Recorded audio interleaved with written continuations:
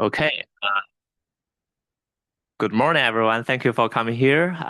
It's a great pleasure for me to welcome Dr. Rachel Abercrombie to our seminar today. Dr. Rachel is a renowned expert in earthquake seismology. She received her bachelor's at the Trinity Hall at Cambridge University, right? And then received her PhD at the Reading University, right? And now she's a research professor at the Boston University, a renowned seismologist, and also editor at Journal of Geophysical Research, Solid Earth. So her research focused on many areas regarding the earthquake rupture mechanics across many scales as well. And today she's going to bring us progresses on the recent stress drop validation initiative. It's a community work, and an important initiative in the recent years in seismology. The target is try to validate or examine the consistency and accuracy of the stress drops in earthquake source parameter measurements. So please join me to welcome Dr. Abercrombie. Thank you very much. Thank you for your kind words, and thank you very much for the invitation. I mean, obviously, I've known of the Jackson School and UTIG for many years, and I've never been here, so this is really exciting, and I'm very honoured, and thank you to be here. So, yes, what do I want to talk about today? Following on from what the introduction, mostly I want to talk about how we're trying to work to get better parameters from small earthquakes. So how can we actually make more useful measurements than try and explain the problems we've been having, and also, how to do it better, but also starting out by trying to explain why on earth we want to do it in the first place, because of course, small earthquakes don't really hurt anybody, and there's yeah, why are we doing any of this stuff? So basically, yeah, as I said, essentially what we're trying to look at is do earthquakes themselves, any of the things that happen during their ruptures and their stress release and so forth depend on any aspects of the structure or the slip or the depth or anything of the faults on which they occur. And yes, I think what I'll probably be pointing out today is it's not as easy as we'd hoped, but maybe there is something going on that we can do something about. So yeah, so these are sort of some of the topics that I'm going to run through. I always try and say too much, so hopefully I won't go too long. And yes, first of all, why on earth do we want to study small earthquakes? Partly, it's really to help us understand some of the long outstanding questions about earthquake rupture in general. Basically, how do they start and what controls how large they get? And, is a large earthquake just the same as a small earthquake, but bigger, or is there something fundamentally different about them? And how can we use the small earthquakes to predict the effects of future large earthquakes? And it turns out, these are just some of the ruptures of large earthquakes in recent years. The parameter I'll be talking a lot about today is stress drop, though I'm not quite sure whether the measurements we often make on the seismograms have much to do with the actual release of stress in the earth, but it's hopefully something. And the parameter is basically, yes, trying to get at the stress released over the fault, the area of the rupture that the fault that actually slips. The average sort of stress release over that area as it slips. So you can see maybe that with time on a fault, the stress will be increasing with tectonic stress, and then an earthquake happens and then increase, but. And it's got potentially predictive powers, of course, because is there any relationship between how much the stress falls in one earthquake and the time to the next one, and so on and so forth. So big earthquakes, obviously, they do the main fault movement, they make the mountains, they do the damage. Small earthquakes, Thankfully, there's not very many big earthquakes. There's an awful lot more small earthquakes. So small earthquakes have got the potential to give us the spatial and temporal detail to understand what's going on. And also, to study places which, oh, sorry, I've gone wrong. What am I doing here? Anyway, to study places which haven't actually had a big earthquake in recent years. And with the starts of the large quantities of data which is happening and the increased computing techniques, we're being able to do a lot more with the small earthquakes. For example, this is just showing you on the left here, right here, the relocations of aftershocks of the Ridgecrest earthquake in California in 2019. And you're starting to see the level of detail we've got here, all the little fine structures and things like this. And you can actually start to see, it's not just one fuzzy fault plane. There's lots of little structures going on here. And if you analyze these in detail, you can actually start to see which planes ruptured and build up a much better picture of what's actually happening in the subsurface. And then you can also look at the migration of earthquakes across these structures and use that to see, what might be causing these earthquakes. Is it related to pore fluid pressure diffusion, which causes earthquakes to sort of migrate relatively slowly, maybe over days? This is examples from a study of a little sequence in Nevada, the sort of diffusion curves. But sometimes you see much more rapid migration, which is perhaps tended to use as a suggestion you've got a seismic slip going on. So basically, you can use, the details of this thing to learn more about the small earthquakes. And then where does the stress drop parameter come into all of this? Why do we want to measure stress? And this comes from, well, obviously understanding the dynamics and the energy budget and things like that. But also, fundamental work done by Hiro Hanamori and Don Anderson many years ago. And they attempted to measure the stress drop of large earthquakes in intraplate and interplate settings. And they found that there was perhaps a higher average value in the solid symbols than in the the pale symbols here have got a higher stress drop than the darker ones. And the hypothesis that this led to was that maybe the stress release in the earthquakes is controlled in some way by tectonic setting. If things are deeper and there's longer healing or reverse faulting, or all of these might give you a different stress drop. So, if we could measure the stress drops, we could learn something about the setting. If we knew something about the setting, we could predict what the ruptures would be. However, subsequent studies found that these differences are actually pretty small compared to variations within any one study. And as you'll see, the uncertainties are also huge. Spatial variability, this was a really large-scale study that Peter Shearer did 20 years ago, where he used a systematic analysis method to try and estimate a stress drop for earthquakes across all of Southern California. And you can see, there are places where things are reddish and bluish, and there are different values. And you go, oh, that looks cool. Maybe that's, what's going on and what's causing it. And then you look at a plot like this showing the variation. And it just looks like a horrible mess. And you do start to wonder, well, is this real? Or is this just, some sort of measuring errors or assumptions? Or, what do I need to interpret here? Another issue that's been a long question, controversy for many, many years is stress drop scaling. And again, why is this? Because, we're trying to make predictions from little earthquakes of larger earthquakes.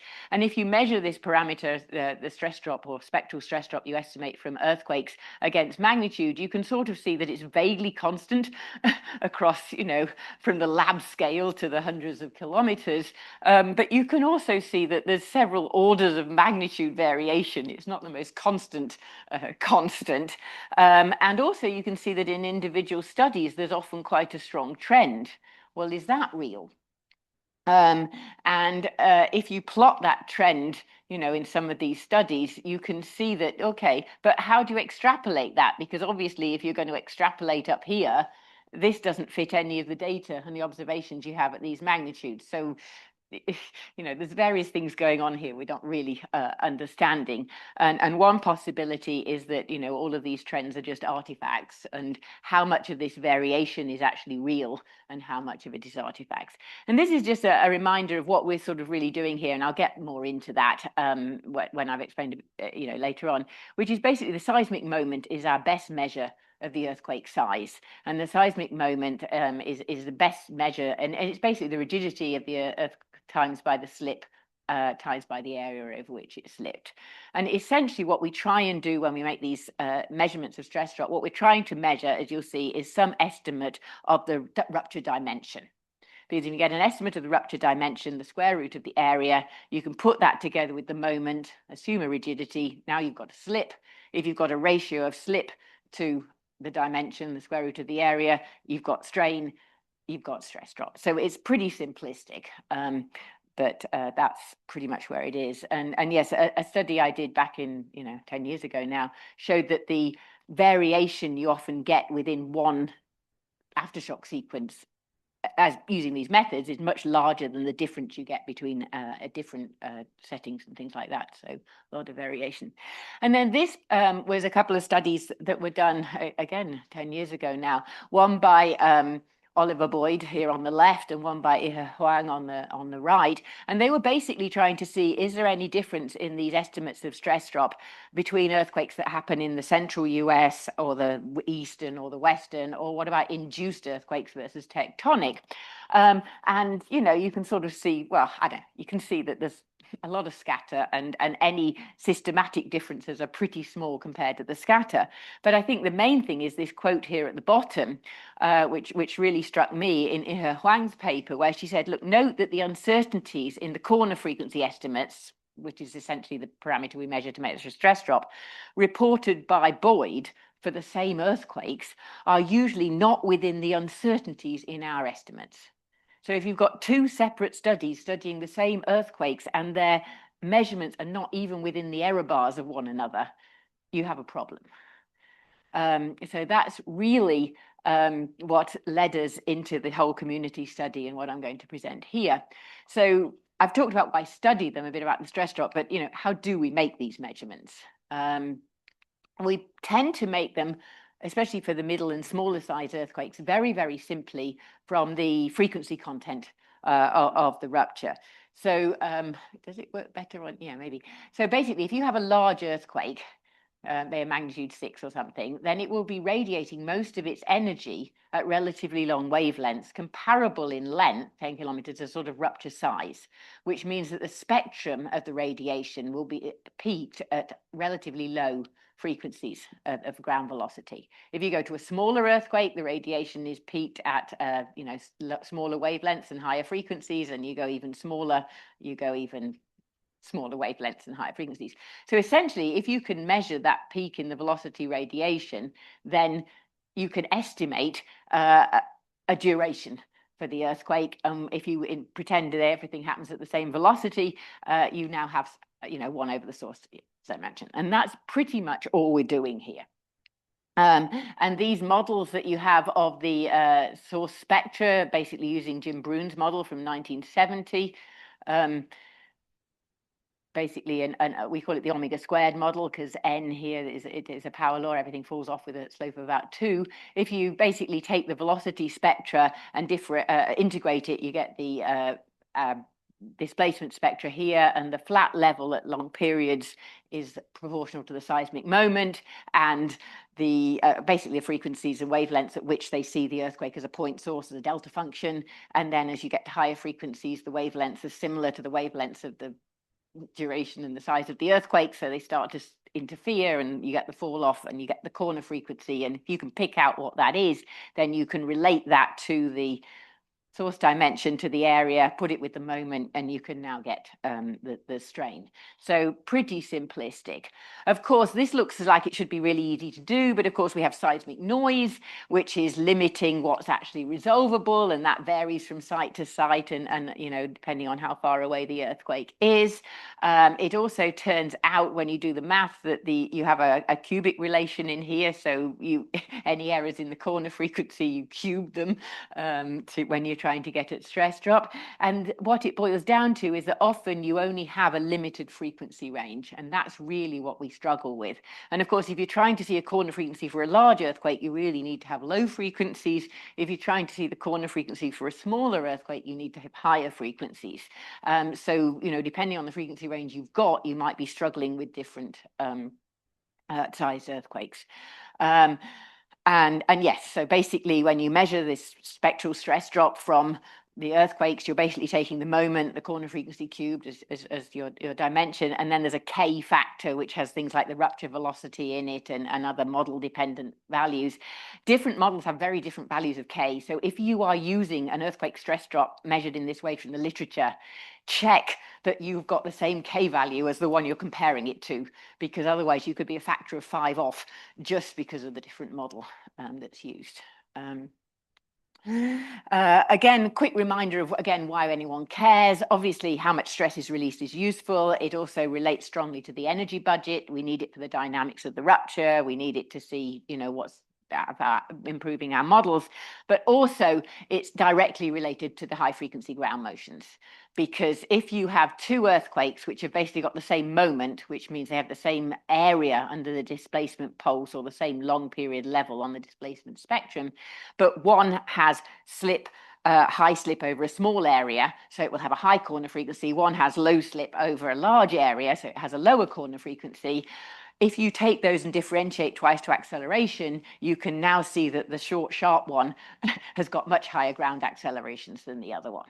So this is why the ground motion people get excited and interested, and this sort of spectral stress drop becomes a strong parameter in ground motion models. Because, if different earthquakes have different stress drops in different places, then you need to assume different ground motions. Okay, what are the difficulties? It seems quite simple. What's become the problem with it? One problem is really related to the simplifying assumptions and the sort of scale of the observation. So this is just a figure I made when I was sort of thinking about repeating earthquakes and overlap and, needing to think about earthquakes as not just being a point. If you have two hypercenters and you think of them as points, well, are the ruptures overlapping? Are they separate?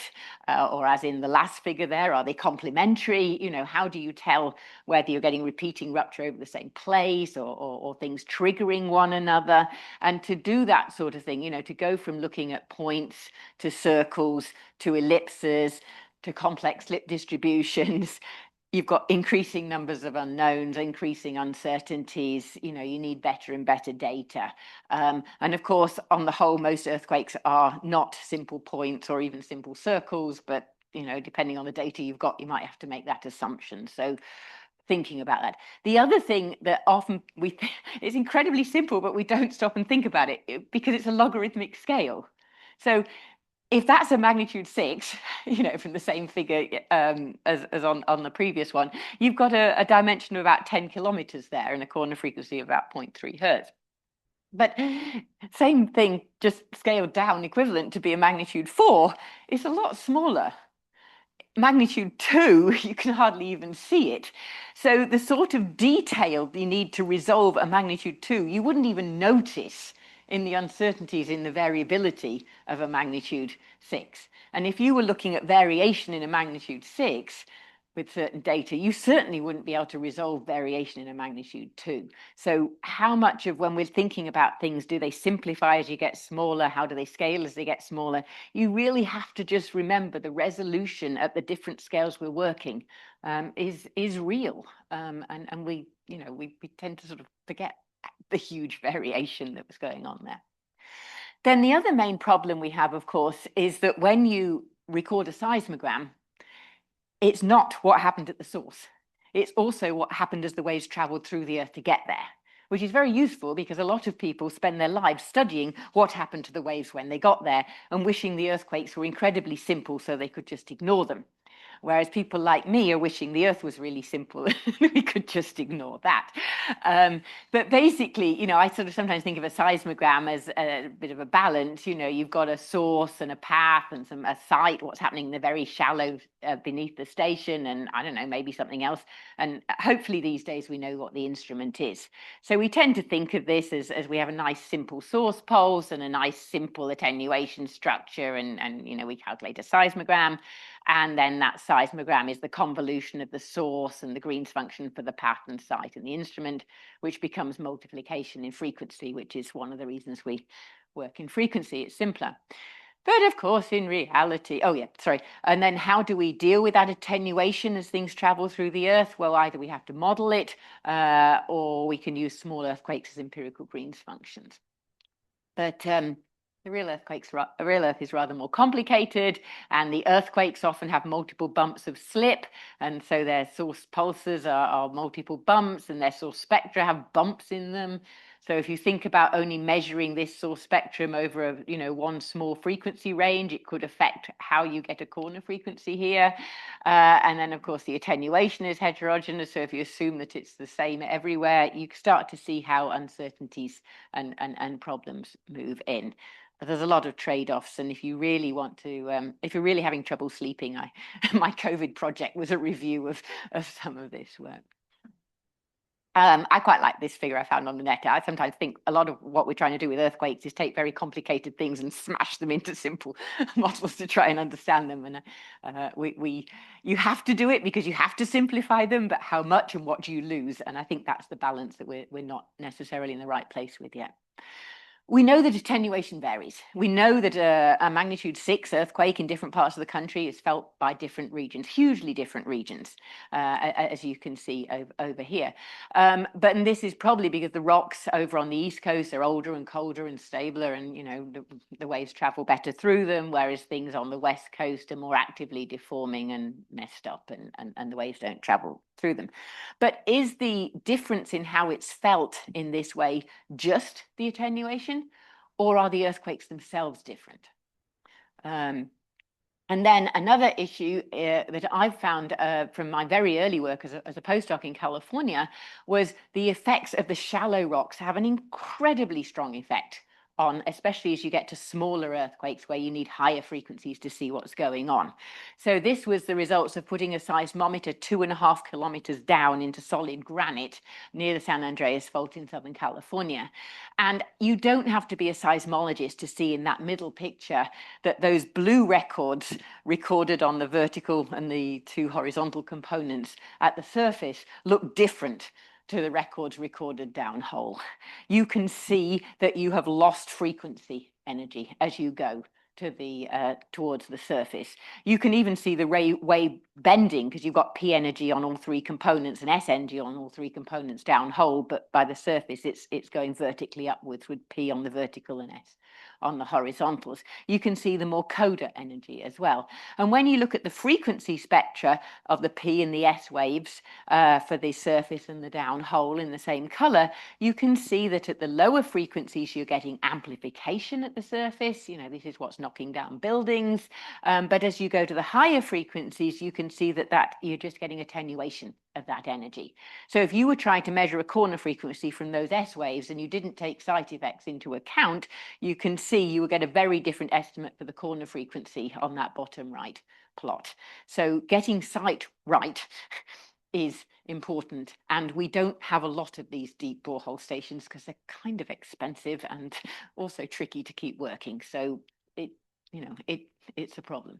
And this is demonstrated by a nice little study by Coe et al., who did the sort of simplest kind of modeling you can do, where you take a recorded spectrum and you model it with a combination of the Brun source model, the omega squared, and then you put exponential attenuation in with the Q factor to account for what's happening throughout the path and the site. But what they did was they said, right, over here in black, let's fix the T star, which is the attenuation. Let's fix the corner frequency, generate a spectrum, and add a bit of noise. Now let's fit it. And they fit it in green. And the fit looks pretty good to me. But look at the value of the corner frequency. It's over 50% higher. That's a factor of 5 difference in the stress drop. So, this is the trade-off between trying to separate out the power law and exponential components of the fit to a spectrum. There's large trade-offs involved. And we're gradually realizing that more. And you can improve on this by using clusters and stacking and joint inversion, empirical Green's function analysis. And that's all of what we're doing. But this fundamental problem is still lurking underneath. So empirical Green's functions is a method I've used a lot. Basically, you just say, look, there's a little earthquake at exactly the same place as the big earthquake. That's great. They've got exactly the same path, exactly the same site. Everything cancels out. So all you have to do is fit the spectral ratio, and you can get two corner frequencies. You can get the source time function, and this is the theory. And then over on the right there, you've actually got an example of it. And it can work really, really well. But how good does the empirical Green's function have to be? How close? What magnitude? How well recorded? What happens if the empirical Green's function's got a different focal mechanism or directivity, or and you also need an independent estimate of the seismic moment, and you also now have got to try and estimate two corner frequencies from a limited frequency range. So it's yes and no trade-offs as ever. And it can reveal some quite striking differences, though, and it shows you the earthquakes are not all the same. This is some work I did in New Zealand, basically comparing two earthquakes, which were within about 2 kilometers of one another, I think, both nearly magnitude 4. On the left-hand side here is stacked ratios at different stations of the main event with different empirical Green's function events, P waves and S waves. And if you look, they're roughly at the same, yeah, I think they are the same scale. So you can see that on the left here, you've got estimates of corner frequency, which are up above 10 hertz, around about 10 hertz. The one on the right-hand side, you can see much lower corner frequency there. In the middle, you've just got all the ratios plotted. And then on the right-hand side, you've got the source time functions. Again, you can see they are shorter on the left than on the right. So, I mean, this is pretty clear. There's definitely real variation going on there if we can find it. The different colors here are just how I've chosen the empirical Green's functions. So the fact that you get a consistent result from all of them is the main thing to notice. So yeah, earthquakes are different. There is a signal here to look for. Then we come back to the decomposition method, sectoral decomposition or generalized inversion, which was what Peter Shearer used in this enormous study. And this one, instead of focusing on pairs that you carefully choose, which only works, of course, for earthquakes where the Earth cooperated and gave you a little earthquake in just the right place. This just says, look, let's take all the earthquakes in a region, all the stations in a region, and do a great big inversion to find out, for each earthquake, we've got to have a common source. For each station and travel time, we have a common path, and in each station, we have a common site.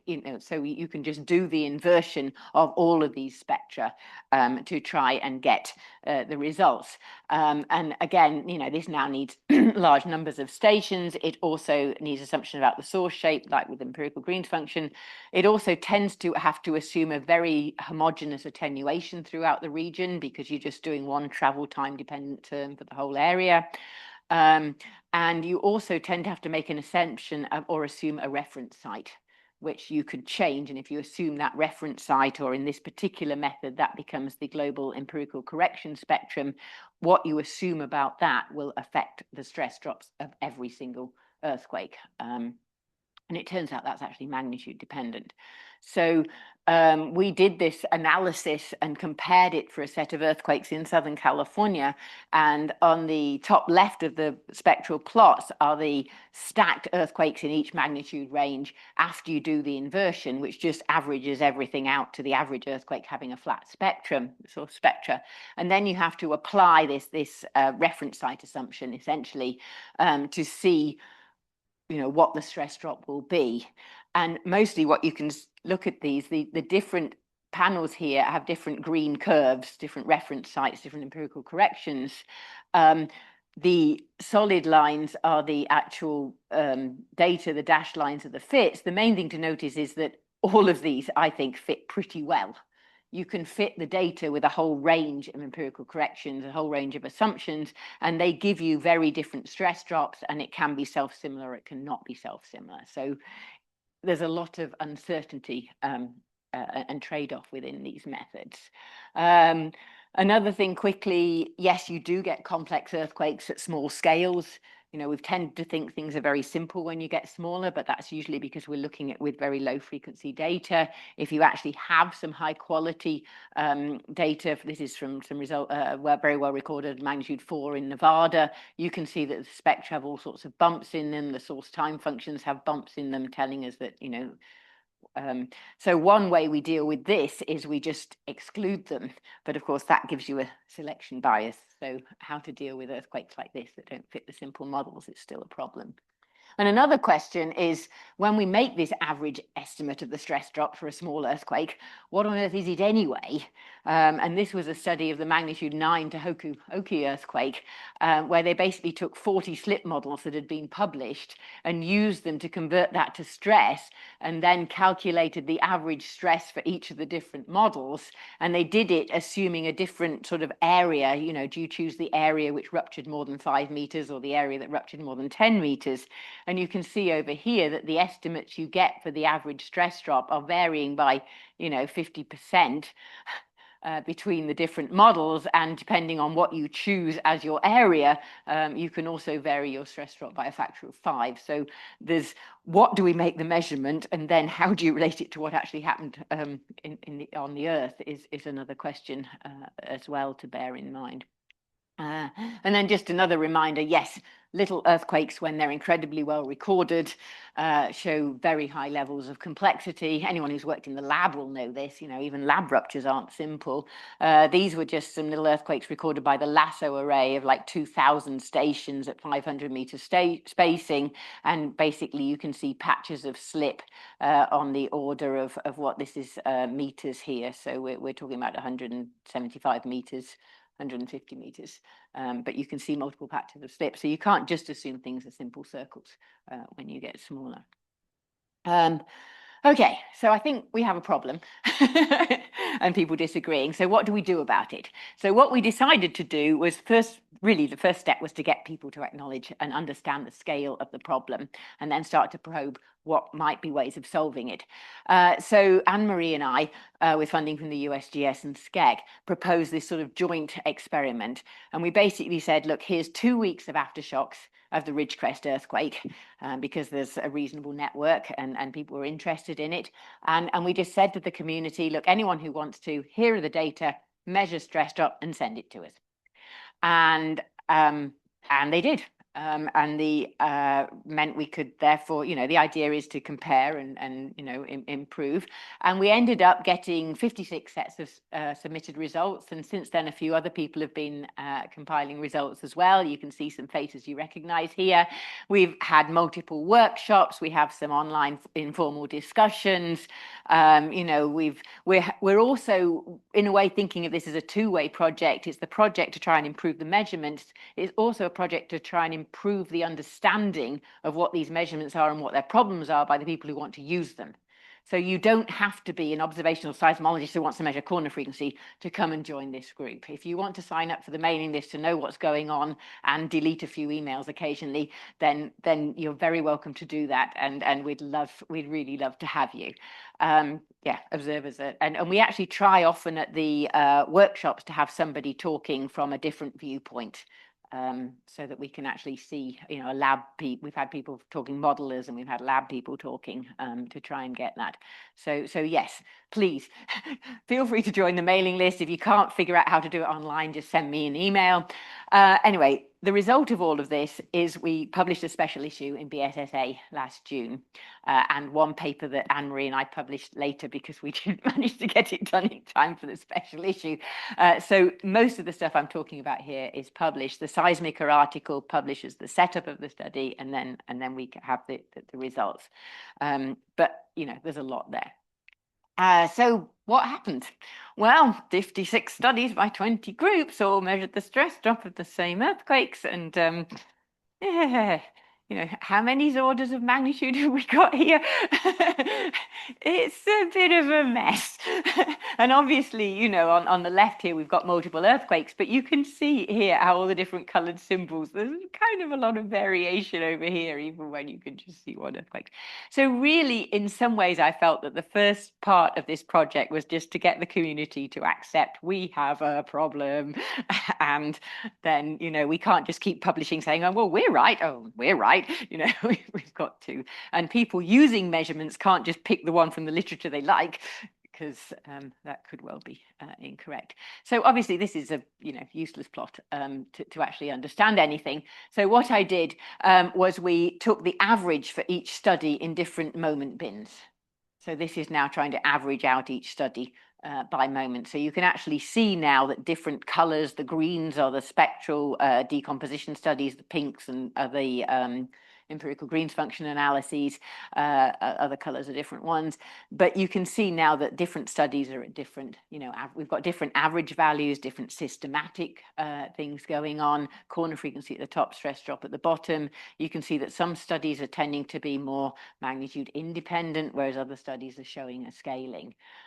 So clearly these things are method. The absolute values are method dependent. The trends are method dependent. So I've now actually started to call this measurement spectral stress drop because we measure it from spectra. It's too late to try and call it something else because we've been calling it stress drop for decades. But what these spectral stress drop estimates are, how they relate to stress release in an earthquake, they've also all got that fiddle factor of a model involved. We're using the same one here to make sure that at least it's consistent, but it's not necessarily the right one. So what these values of stress release actually have to do with the stress release on the fault is another question entirely. The other thing I did, which I thought was quite interesting, is we always tend to overestimate how good our measurements are. So this is people submitting all the values that they thought were okay. But of course, if we think about it, we're only making measurements using a limited frequency range, sort of typically about half a hertz up to about 20 or 30 hertz in this data set. What about if we only use events from this magnitude range in the box where the corner frequency is actually falling in the middle? Maybe we're better at resolving those. How does that help? And actually, if you only plot the middle third of the magnitude range for each of these studies, things do improve considerably. So obviously, people are getting much better measurements for the events within the middle of the magnitude range than if they use all of them. There's a lot less scatter, in this plot, but there's still, significant absolute offsets and differences in slope as well. So again, what do we do? How do we work and try and figure out what's going on? Well, we said, look, there's thousands of earthquakes here. Let's pick 56, which cover the magnitude range and the depth range that we'll ask people to focus on, and we'll look at those specifically. And then they're the black outlined ones on this cross section of the aftershock sequence. And then the ones which are, black outline, and then the ones that are indicated by arrows are actually 8, which we picked out for really more detailed look at. This is all obviously in the published results. So this is the smaller catalogue of the 56 events. At the top are the measurements of the corner frequency, and at the bottom are the ones that we use after we recalculated the stress drop using all the same constants. So you can see now that there is quite a bit of, you can start to see individual earthquakes in there, so all of the events in the 56 and how much variation there actually is. And there's at least an order of magnitude there. The other thing, just looking at the 8 earthquakes, is I plotted everybody's measurement for each of the 8 earthquakes that submitted and their error bars. And these are 2 sigma error bars, so they should be about the 95% confidence limit. And 90% confidence, they don't overlap. You can see that, for an individual earthquake there, you've got some people with error bars that, some people have such big error bars that they're so huge that you wonder why they made the measurement in the first place. And some of the error bars are rather small and don't overlap. So neither of them are rightfully, we've got problems. And some of these, the differences range from different assumptions about the window length that was used for the analysis, the attenuation structure, the site effects, all of this sort of thing. So the next stage was to go into this and try and investigate what's really causing the problem. So Peter Shearer led quite a nice study where he said, instead of just giving me the results, give me your spectra. So what we did, a large number of authors, mine are the ABBA ones here, is we gave him the raw spectra. This is just for one particular earthquake at one particular station. We looked at about 8 stations and two earthquakes. And on the whole, the raw spectra agree pretty well. So thankfully, we're all at least measuring the same spectrum from the same data. So that was quite a relief. But as people tried to figure out what their path correction was and then remove it from the raw spectrum to get the source, things started to differ. And what you see is that the people who put in large path and site corrections, saying a lot of energy was lost to attenuation, end up putting more energy back into the source. So that means they have a high estimate of attenuation and they have a high estimate of corner frequency. And the people who put less energy back in through the path correction end up with a lower frequency source, and they end up with a lower corner frequency, a lower stress drop, and a lower attenuation. So, you know, it's back to the balance thing here.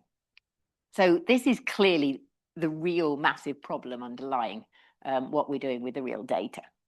Another interesting study was looking at just the effects of the, it's done it, sorry, I thought I used this figure, it rotates strangely, but again, it's just reminding you about what seismograms look like at the surface versus 2.5 kilometers down the borehole. Things are, the shallow earth makes a big difference to seismograms. And so this Korean group did the analysis in which they didn't make use of any kind of site correction that was independent of travel time. And they got a magnitude dependence because, you know, you end up affecting the smaller earthquakes more because it's a high frequency problem. Then they tried putting in a site correction, and that magnitude dependence disappears.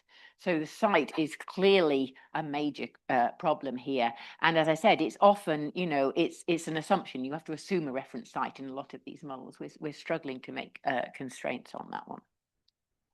Okay, so I think I've demonstrated that our measurements have got rather a lot of problems, and the ongoing work now is to try and improve on those. And it's already started, because as soon as people start to submit results and discover they don't agree with other people's, that maybe site matters, they go, oh, right, well, we better put that into our model. And people are already making significant differences.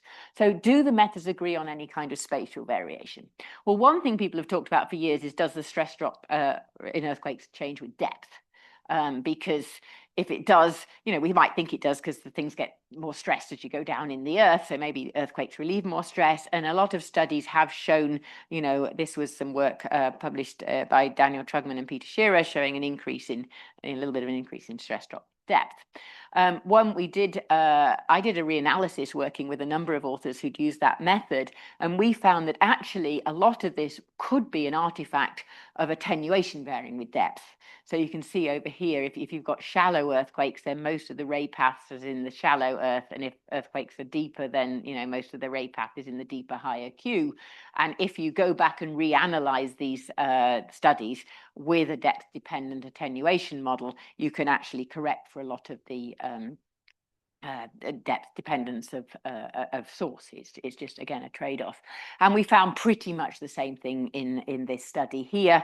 This is just an example of many of the studies that were submitted. And in each case, for each study, I'm plotting depth and then their relative stress drop, their log stress drop minus the mean of their value. And you can see that, especially if you look at the blue ones, you can see that often they're showing an increase in stress drop with depth, whereas if you look at the orange ones, you can see that it's a much lower, this is the correlation coefficient, a much lower increase. What's the difference? The blue ones don't allow attenuation to vary with depth, the orange ones do. So again, it looks like a lot of the depth dependence is actually an artifact of attenuation dependence, consistent with the previous study. Then the other thing we did was we said, look, maybe we can look at all the different trends. What about the different trends in all of these? Let's look at the trends in the individual studies. Let's fit each study as a function of depth, as a function of magnitude, and see what we get.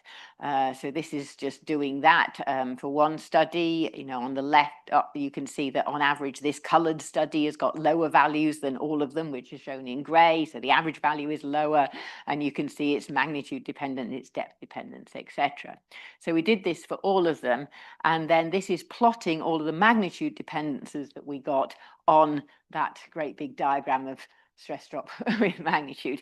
And you can see that they're varying, but you can also see that the larger slopes really aren't consistent with extrapolating. So even if they were real, they can only be real over a limited magnitude range. If you then remove those systematic trends from the top plot, where you've got 8 earthquakes here, you can see the range of measurements. If you go to the lower one where we've removed all those large scale trends, obviously the variation gets considerably smaller. And the main thing you can notice now is you can actually start to see that maybe certain events are lower or higher in all the studies. So amidst all this mess, there is a consistent signal. And that's what we then looked at spatially. This is showing everybody's measurement, well, various people's measurements on the cross section of the fault, and it looks a horrible mess on the left here. But when we picked out all the earthquakes in, say, the northwest polygon on the top over there, and took the average value for each study in that compared to the whole thing, we found that everybody had slightly lower values for the northwest polygon. So that's starting to make me think that something real is happening here. Similarly, for that cross-fault polygon there, you can see everybody slightly higher. So buried in this mess, we have got some real signal. Is the main thing we've got here. So the last thing I wanted to do is just run through a couple of things I've done or been involved with that sort of say, well, what do I actually believe about the measurements at the moment?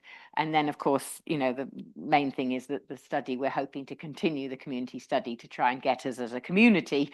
Maybe if we all work together on this, we've got enough brain power to figure out how to do a better job of it. So we applied the improved this empirical, this GIT spectral decomposition method, on the left with the 2006 version. Now we're putting in a newer way of trying to get that empirical correction that varies with space. And we're sort of saying, well, maybe you can see there's less earthquakes on the right. We're realizing we can resolve less earthquakes, mainly larger ones. We're also realizing that maybe we should only look at the relative values, not the absolute values, because of the problems with this correction. But you can see that the uncertainties have now decreased. And the interesting thing is, even though that attenuation with depth is taken into account here, attenuation with space, you've still got strong patterns. You've still got lower values down here in the Salton Sea and higher values up some around here. So there is a signal, there is something happening in here, if only we can get at it, that could be useful to know about. Another study, which again, the spectral decomposition approach that I did with Zhou Zhang and Xiaowei Chen, who I just visited up at A&M, was we looked at earthquakes at Parkfield on the San Andreas Fault using shallow borehole data. So you have a better frequency range. And, to cut a long story short, basically in different time periods before the 2004 and just after it and after it further, we're seeing, areas which have got higher values and areas which have got lower values. They're not changing much with time, but we have got quite a large scale spatial variation, and that we've seen, in all of the studies. The small scale spatial variation seems to be really quite large and significant, and the temporal variation, if there is any, is much smaller. The other thing I find very interesting here is this just the plot showing creeping versus locked from the INSAR and GPS along this piece of fault. What I don't see in any of these figures, or has not been seen in previous studies either, is any difference between this piece and this piece. Whatever you think of the quality of these, they are not showing a significant difference. So clearly it's the small scale things which seem to be dominating rather than the large scale. And then the very last example I just wanted to show you was from the Mogul swarm of earthquakes that Christine Rule led the work on.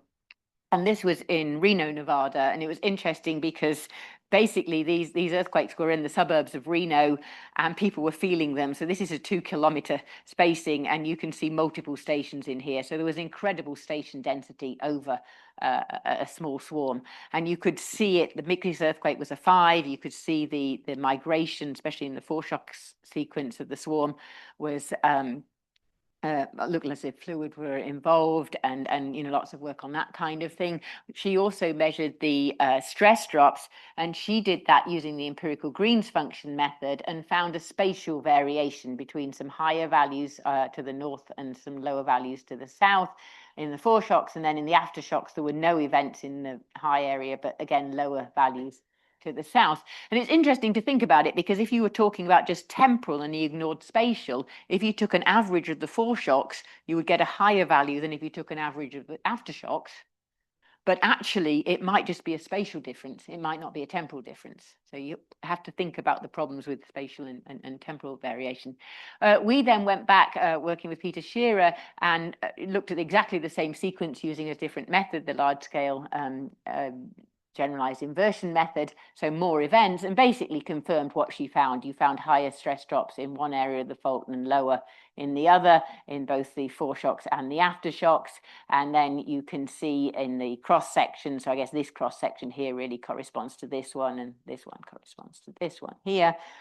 You can see that you're getting higher stress drop foreshocks, higher spectral stress drop foreshocks in the same region as the aftershocks, and then lower stress drops. So whenever you've got two methods giving you much the same answer, then maybe the relative values, there might be something going on here that's real. Oh yeah, I just threw this one in. This is something else I've been working on. It's not really that relevant, but if you've got multiple station measurements and you're able to measure source time functions from the empirical Green's function method at different stations, you can look at the azimuthal variation of that, depending on the stations around the focal sphere, and you can actually use that to get at directivity in the source.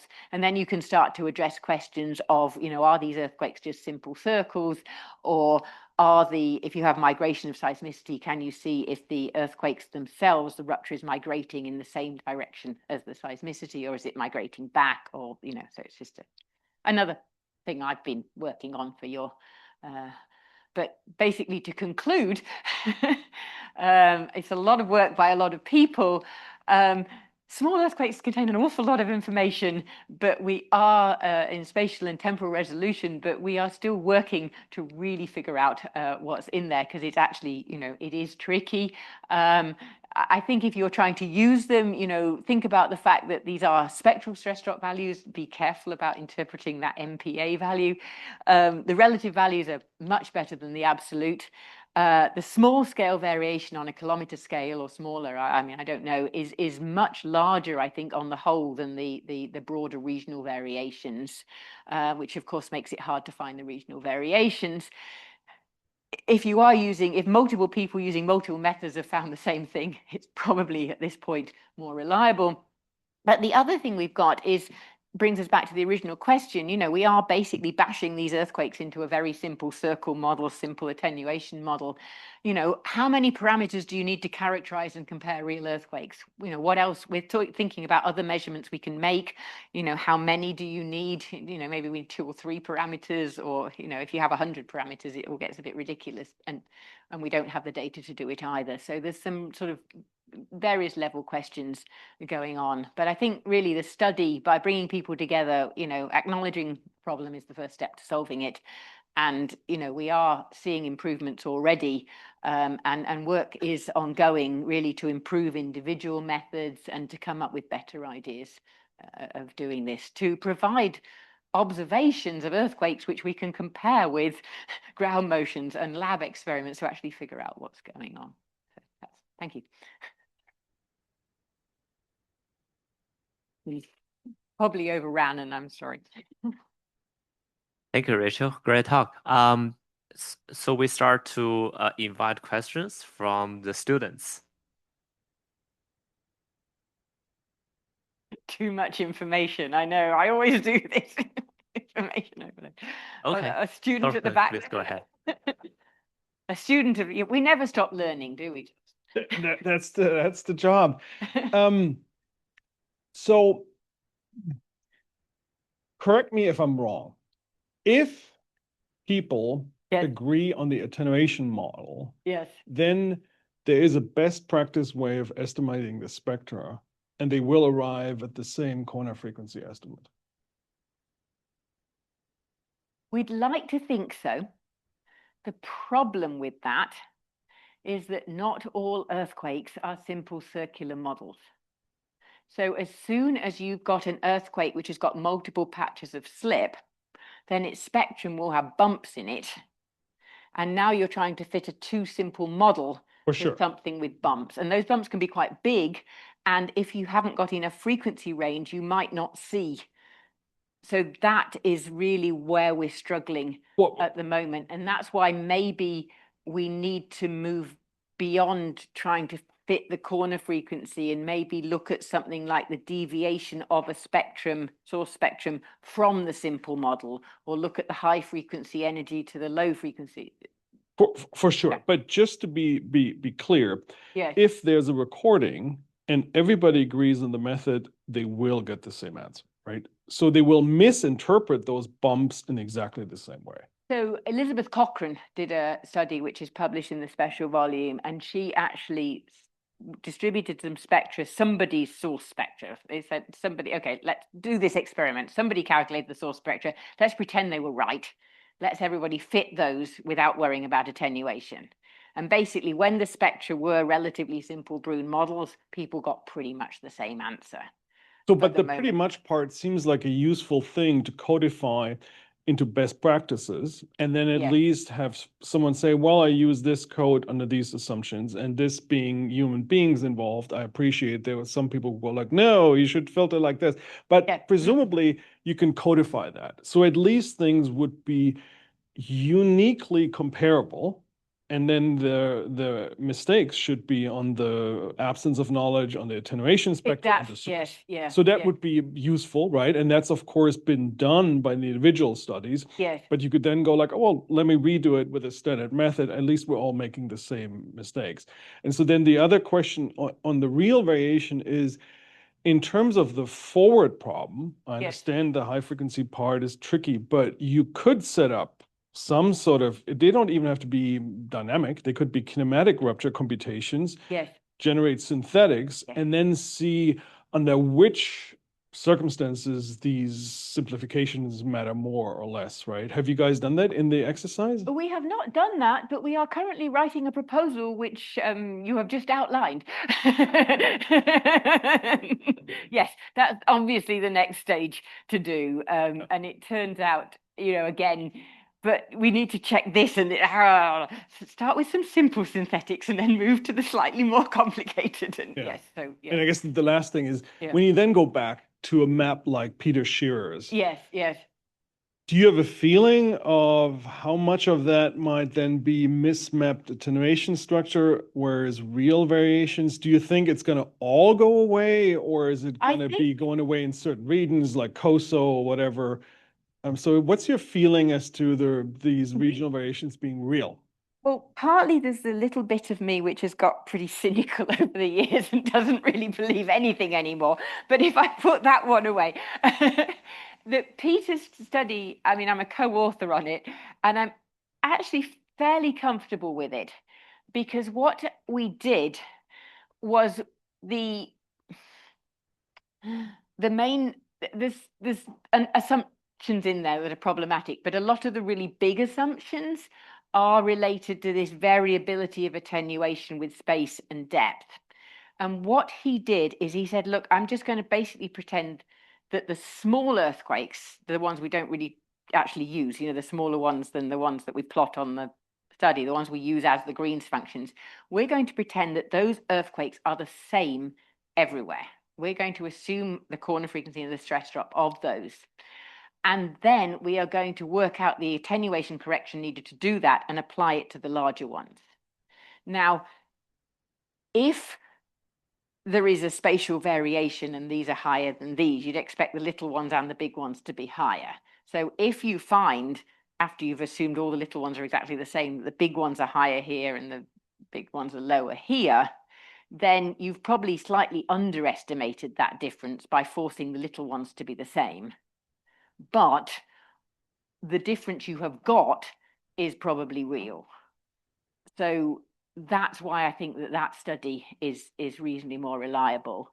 And moving forward, I think probably what we're going to end up having to do is think about it from the point of view, if you want to look at lots and lots of earthquakes in a region, you can't do empirical Green's function analysis because there aren't enough empirical Green's function. You can't do it. There isn't the seismicity to do it with. But you can do these generalized inversions. But maybe you can find a few events that you do with the empirical Green's function for that are really, really good and use those to pin and provide constraints on the larger scale inversions. So I think the different methods, it's not like it's going to be the right method for the right situation. Or for all situations, it's going to be that you kind of have to use depending on your data. Do you, and sometimes you have a lot of data and you can look at the little earthquakes in detail and you can really get into the physics and do something useful, but somewhere else what you're trying to do is use the few small earthquakes you've got recorded on the few stations you've got to get some sort of numbers that you can use for ground motion prediction. So I don't think there's going to be a single one answer fits everything. Yeah.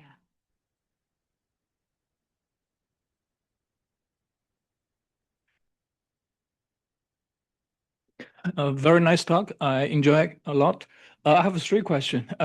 First, do you still accept the new submission for this community competition? Well, we never really viewed it as a competition. It's a comparison. And actually, yes, we would really love it if anybody who is trying to make these kind of measurements would treat this as a benchmark. Yeah. If you've got a new method, try it here. Yeah. And I like where the you fit. word of benchmark. Yeah, and if you are willing to send us the results, we will add them and maybe at some point produce a plot but also all of this is published, so you can make those plots yourself. As That's well. the beauty of a benchmark. You'll have all the but I do, when people come up with, I think I've got a new way of solving this issue. Yeah. Compare it to these data and see where you are. Second question. So considering that you are still accepting your submission, so what do you think is the key constructive suggestion to improve the result in terms of potential in your submission?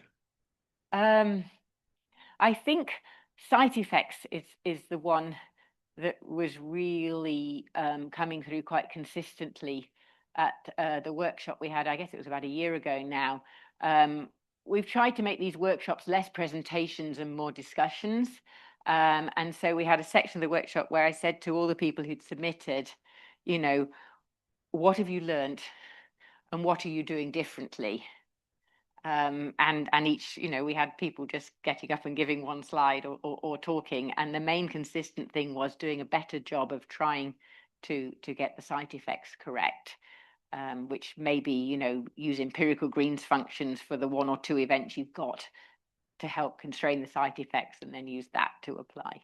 That's actually a very constructive suggestion. So my last question is, what do you think is the key criteria to define the reliability of the result? Like Thorsten just mentioned the synthetic. Synthetic is a very good approach to verify because you have ground truth.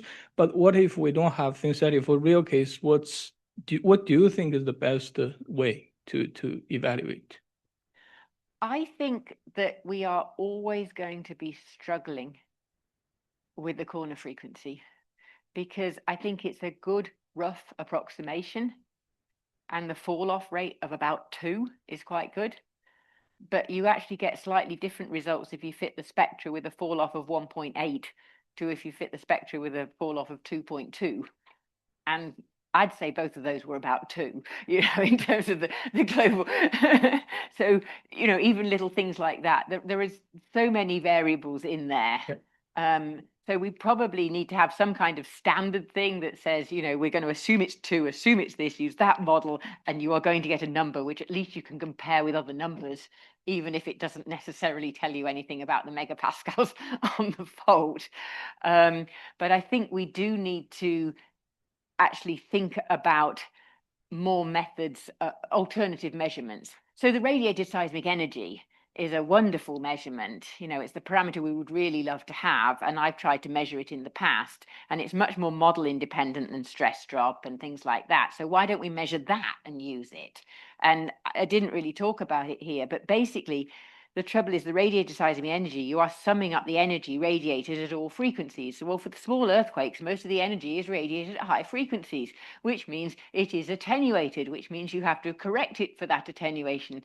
How do you calculate that attenuation? Oh, you fit the Brune source model to the spectrum and you get the RE squared model and it gives you the attenuation and then you apply it and you get the energy. So if you do the stress drop fitting incorrectly, then, you not incorrectly, but we don't know, it will affect the energy just as badly. So it's not sort of like, oh, that's a simple way out of this one. Thank you very much.